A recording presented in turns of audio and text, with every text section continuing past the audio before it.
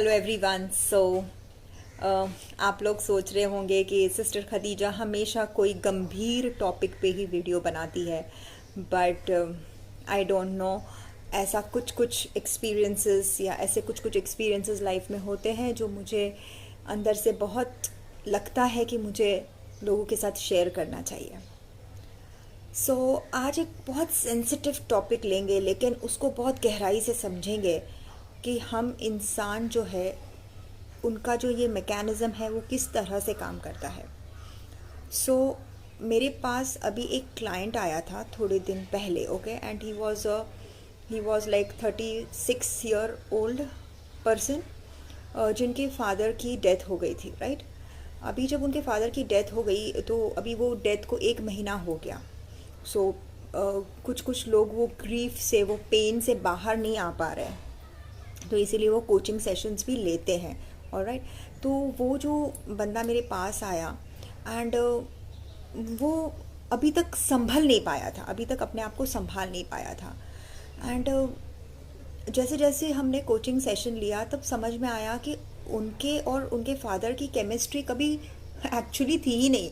वो कभी अपने फादर को इतना कुछ रिस्पेक्ट करना या तो उनके साथ टाइम स्पेंड करना, वो हमेशा अपने फादर को डिस्काउंट ही करता रहा था, ओके, लाइफ में।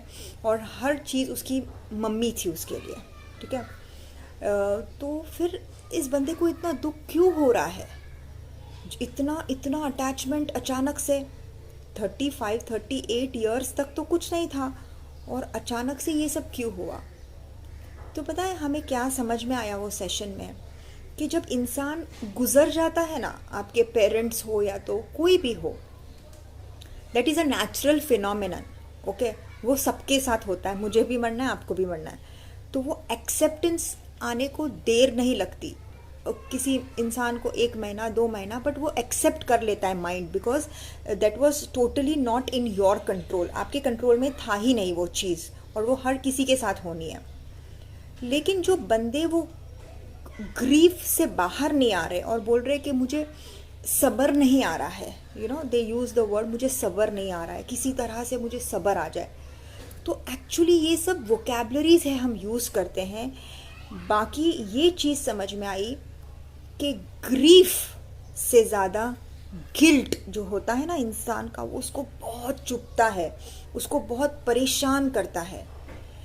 इस बंदे को ये समझ में आ गया था कि father is no more, he died, okay, और उससे उसकी मम्मा भी ऊपर आ गई।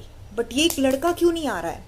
लड़का इसीलिए नहीं आ रहा है क्योंकि उसका माइंड उसको घड़ी घड़ी ये बोल रहा है कि जब तेरे फादर थे तब तो उसकी तूने कदर नहीं की, उसको तूने डिस्काउंट किया, तू चिल्ला कर बात करता था, तू उनको ना इल ट्रीट करता था, तू जो बोलता था वो बेचारे हाँ बोल देते थे। But now the opportunity is lost, you have lost him and now you cannot get back this opportunity.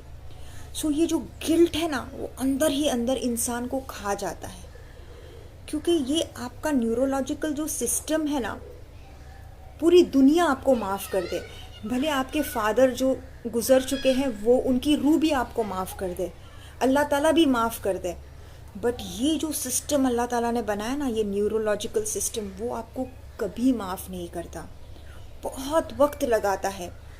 तो मुझे ये समझ में आया कि ग्रीफ से ज़्यादा गिल्ट भारी पड़ता है। इसीलिए जो करना है अपने माँ बाप के लिए, अपने लव्ड वंस के लिए, अपनी जिम्मेदारियाँ, अपना प्यार, अपना जो कुछ है, उनके साथ समय गुजार कर उन्हें दे दो। वरना वो जब नहीं रहेंगे ना, तो वो तो आपका कुछ नहीं बिगाड़ेंगे, लेकिन आपका गिल्ट जो है ना, वो आपको बार बार मारेगा और वो गिल्ट के साथ आप नहीं जी सकोगे।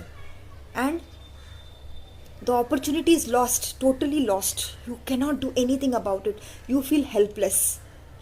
तब जाके हम बोलते हैं कि मुझे सब्र नहीं आ रहा है। सब्र किसके ऊपर नहीं आ रहा है? खुद के बिहेवियर के ऊपर, क्योंकि वो इर्रिवर्सिबल लॉस है। क्योंकि ये तो आपके पास चॉइस थी ना कि आप अपने पेरेंट्स के साथ कैसे बिहेव करते, अच्छा या बुरा, आप उसको टाइम देते नहीं देते, सबकी चॉइस थी आपके पास, you have having the choice, but you chose the wrong way. और मरने के ऊपर हमारा कोई इख्तियार नहीं है, हमारे पास चॉइस ही नहीं देता यूनिवर्स हमें, जिसको जाना है वो उसको ले जाता है खलास। तो वो पेन इतना नहीं होता जितना अंदर का गिल्ट आपको खाता है। So just thought of sharing with you.